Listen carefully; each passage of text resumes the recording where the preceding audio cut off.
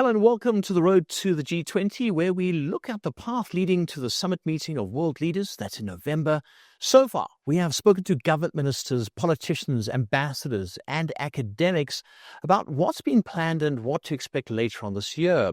Well, the G20 preparations cover several areas ranging from finance, agriculture, and today we are looking at G20, the Bioeconomy Initiative, and also Oceans 20 as well. It's all about our environment. It's about science, how this plays into building our world and protecting our resources. Joining us to discuss this is Chief Director of Bioinnovation, Ben Durham, also Dan de Toy, Deputy Director General of International Cooperation and Resources at the Department of Science and Technology and Innovation, and Gilbert Sicco, who is the Chief Director of Science Missions, also Director of Marine and Polar Research and Paleo Sciences. Welcome, gentlemen. Good to be with you today. Ben, if I can start with you, talking about bioinnovation, where are we with policy and where do we stand throughout the world? Correct. There is no universally agreed definition to the bioeconomy. It means different things to different countries because their biomass resources vary quite dramatically across the globe.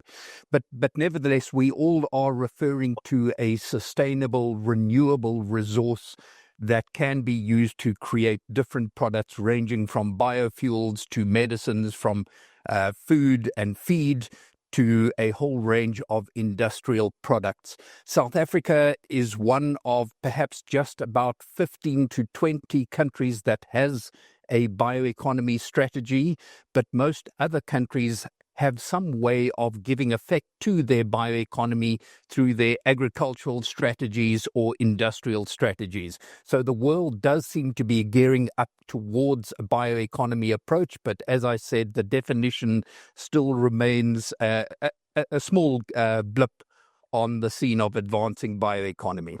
Why is that? I mean, why is it just a blip? It should be more than that. We should be, I think, more advanced. We've got the G20 coming up. There's also a chance for nations to discuss this, but why just a blip? So, no, I'm referring only to the definition. The G20 is fully behind the G20 initiative on bioeconomy. The support is phenomenal. We are making great advances. We are doing some really exciting things. And this reflects the world's attention to the impacts of climate change, to biodiversity loss, and to unsustainable development. The bioeconomy is seen as part of the solution to some of these challenges.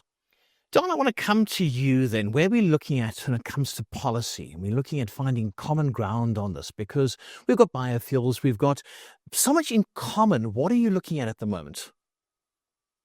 Well, first of all, I think it's important to clarify that in addition to the thematic focus area on the bioeconomy or indeed the oceans, the G20 has a very specific track focused on science, technology and innovation, known as the Research and Innovation Working Group.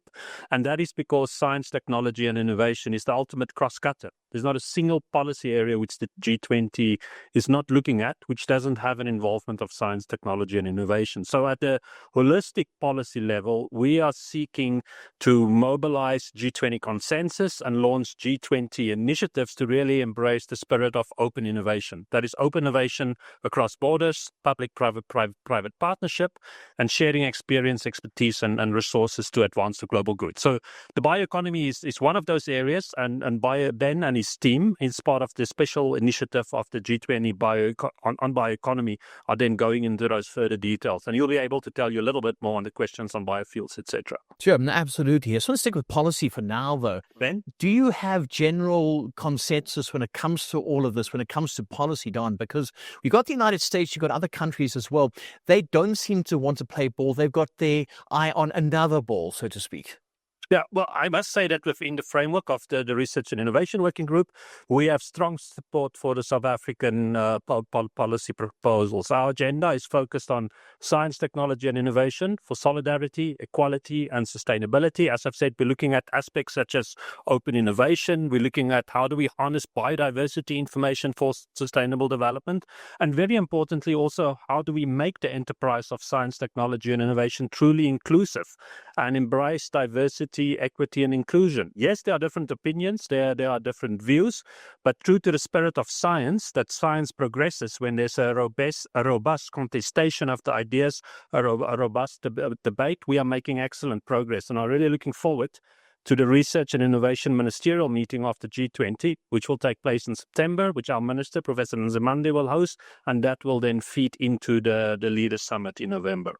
Right, let's talk about that. Let's talk about innovation then. Let's talk about the oceans and the Oceans 20. Gilbert Sika, I'm going to bring you into the conversation now, because when it comes to innovation and Oceans 20, where's there been common ground? Where have there been some green shoots? Yes, thank you. Thank you very much. I think, as Dan has indicated, the broader perspectives of science and technology and innovation in the broader space. So even in the ocean space, I think what happened is that because the Ocean 20 is a new kid on the block that came basically through Brazil, that introduced this engagement platform. But then most importantly, our take in South Africa, we've decided to basically ensure that we more action, because Brazil adopted a more dialogue platform, dialogues, where South Africa adopted more actions. And one of the actions that we embarked on, I think it touches mainly on what your question on terms of innovation. Basically looking at what we can do to improve our activities in the ocean space, our research, our observations, our engagement with industry, particularly in terms of developing low-cost technology that basically will be used by the researchers as well as industry to make measurements in the oceans.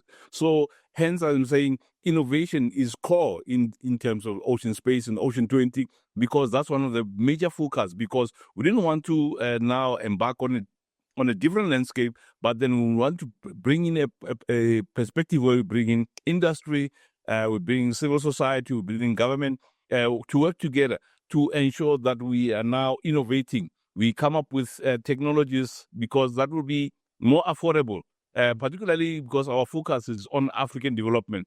As you know, as South Africa, we are surrounded by two oceans, Indian Ocean, Atlantic Ocean, as well as the Southern Ocean at the bottom.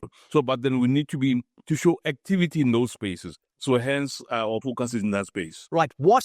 I'll ask each of you, which innovations are you talking about? Let's drill down now. And let's let people know, what are you talking about with innovations? Give us some examples. What can we look forward to?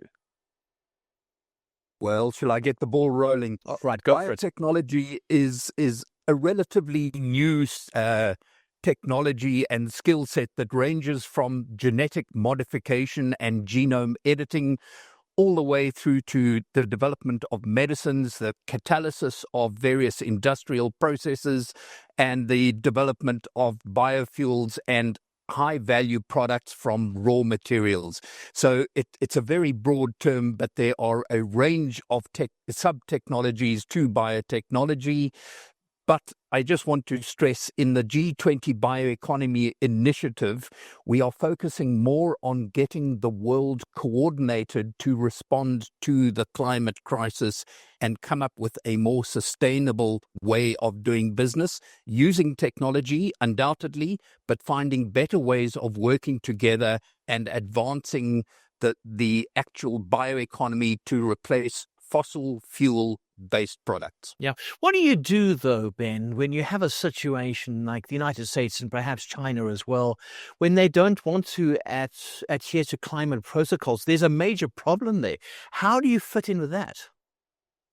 So what we do recognize is that the current global bioeconomy is worth about $4 trillion this year, and it is set to grow towards 30 trillion by 2030. So we are recognizing that there is a huge opportunity in this bioeconomy. It's not only about the environment, it's also about livelihoods, about creating wealth and jobs and sustainability in the system. We definitely see the importance of the environmental component, but we do recognize this is a fantastic economic opportunity. The key issue, just to build on what Gilbert mentioned, our presidency is focusing on solidarity, equality, and sustainability. And the African continent only recognizes less than 10% of the value of the biomass it produces. Sure. So what that means is we are exporting raw materials, and what we need to do, and it's not an impossible challenge, is to make sure that we process that biomass so that we on the African continent derive much greater value from our biomass. Gilbert, I mean, looking at the Oceans 20 then, how do you protect your oceans? You heard exactly what Ben had to say there, but I'm sure there has to be some sort of sign-off on how to protect our oceans internationally. We got trawlers that come into the Cape Peninsula from time to time, unspotted, and they take what they want.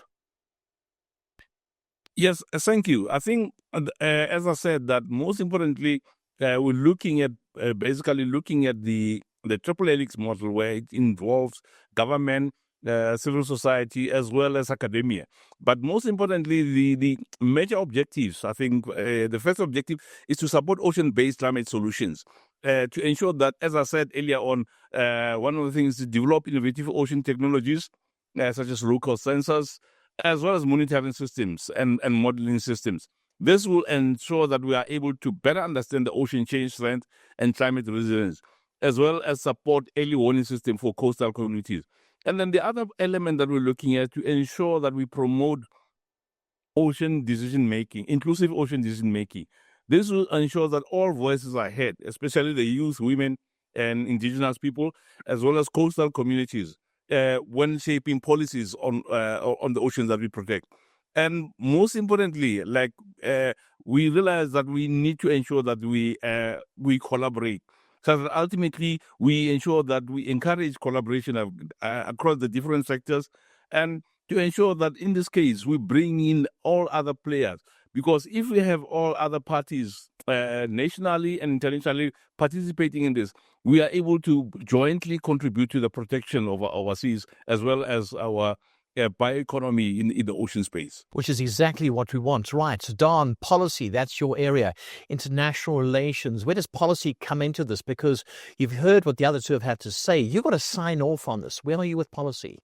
So I think it's important to understand the nature and the focus of the G20. I mean, the G20 is not an intergovernmental organization. It doesn't take binding decisions. It's a platform for engagement, for consultation, for sharing in information. And that's what we're trying to do, and having very encouraging results. We are united in the G20 on the focus, the important role science, technology, and innovation should play in a society and an economy. And we're using this privilege of South Africa having the presidency to make sure that policy sensitivity to the objectives, the priorities of Africa and the developing world, to the overall objective that science, technology, and innovation should serve our society, that is then infused in the different initiatives and partnerships which will be created as a result of our G20 presidency. So we are quite confident that if we look at the governance, the funding, the organization of science, technology, and innovation, South Africa's G20 presidency will leave an important legacy